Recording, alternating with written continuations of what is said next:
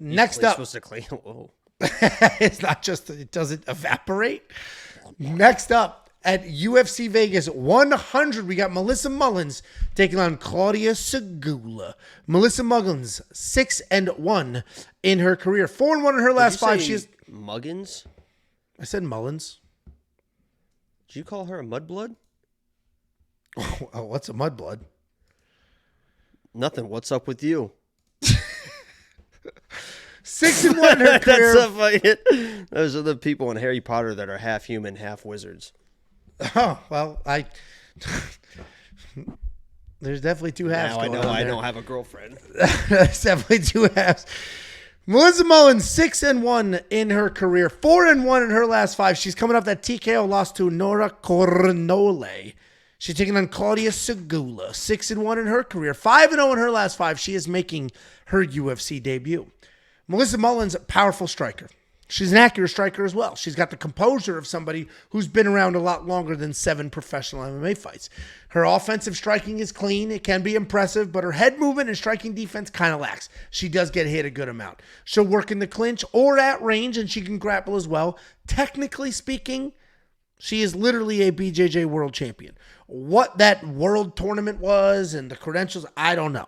But they've said it on the broadcast before, so that went into the notes. BJJ world champion Melissa Mullins. I haven't seen the skills to be like, oh, that looks like a BJJ world champion, but it is what it is. Her takedowns are not the best. Most of the times they're not even needed because her striking is so good, but she does work them in, and she can control on top. She is coming off that finish loss to Nora Cornole.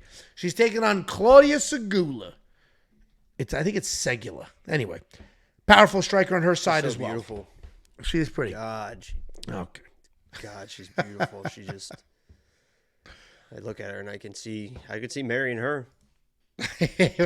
All of a sudden, paperwork's not so crazy.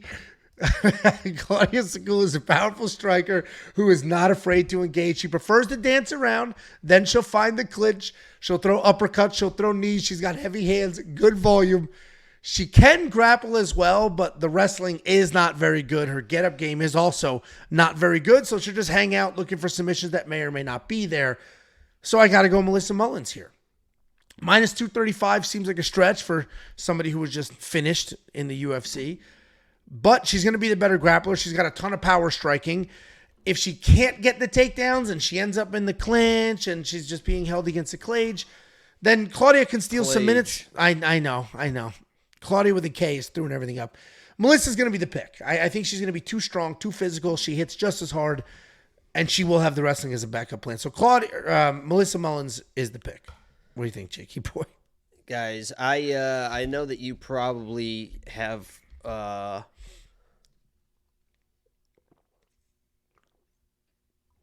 what? I'm trying to think of the word. You have your trepidations about Melissa Mullins. Would that make sense? You have trepidations. You have cause for concern about picking a girl like trepidations. Cause for concern makes sense. But they didn't know what like trepidations is. You looked that up? Trepidations, a feeling or fear of agitation and something that may happen. So so I know you guys might have your trepidations of a girl like Melissa Mullins, and I get it, right? Because she's not the best striker in the world. She wants to get to the grabbing, but as Angel mentioned, she doesn't have the best takedowns in the world, and I understand all that. But in this fight, I think Melissa Mullins might look like a fucking minus 500 favorite if she gets this fight to the ground, which I think she can just with pressure. If you watch that Nora fight, she was on her way to kind of mauling a girl like Nora. I mean, she was just her pace, her pressure. She's a tough fucking girl. You can tell by her Instagram that she's been training her fucking ass off like it's a fucking title fight. She was originally supposed to fight Rendon. That fight dropped, so the UFC had to find a replacement. And how this girl Klaudia got the phone call, I don't fucking know. This girl's she is not a UFC. I mean, I know how she got the phone call. She is not a fucking UFC fighter. Her last 2 fights were modified MMA rules with no clinching, no takedowns, and for some reason, both of those fighters quit after the second round. There wasn't damage done because she can't strike. There wasn't anything going on. They were just like, one was a corner stoppage, one was like a rule that TKO just magically quit after the second round after like some back and forth pillow fighting because this girl looks like she's never had a real striking lesson in her life. So I understand that you guys think Melissa Mullins isn't on that level. Well, guess what? This girl is not on the. Melissa Mullins is an okay UFC fighter. I would be very, very surprised if Klaudia doesn't get taken down and TKO'd or submitted in the first round of this fight. That's how fucking confident I am in Melissa Mullins. I don't know if there's going to be a finish.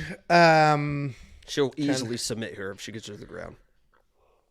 I mean, that is certainly a possibility. Melissa Mullins, the ground game is far better on that side. Claudia's got decent jiu-jitsu, but it is off her back. She'll just hang out on her back, throwing random stuff up.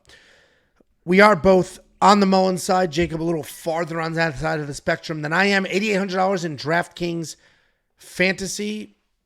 Come on, focus. If it doesn't focus, I'll tell you what it says. There you go. I love grappling. And it's Melissa Mullins training her ass off, grappling. Very clear path to victory for her. Therefore, we think she wins. $8,800 in DraftKings Fantasy may be worth it. If she turns into a Nurmagomedov, potentially finds a finish, then that $8,800 is absolutely going to be worth that money. If you do want to check out the picks, the bets, the round line leans, everything else, WeWantPicks.com. Click Become a Member. Freaking $10 for an entire month, week in and week out. Not only giving you winning bets, but the tools, the optimizer, the ownership projections, the ability to do tape study through the website, everything. WeWantPicks.com. Click Become a Member at the top. A couple of super chats. €2 from Liam Goodwin. W. Tricoli, Mullins, Ritter, Johns, and Dalby. Opinions? Well, we'll get to these fights. I picked Tricoli. Jacob didn't. We both picked Mullins. We'll get to Ritter. We might be split. Jacob and I might be split on the rest of those. So you're not going to get a clear answer out of us. I am good with all these. We'll talk about Dalby later. $1.99 from Clyde again. Dusko is lock of the week. Man, sir is a can. Also, R.I.P. Guru.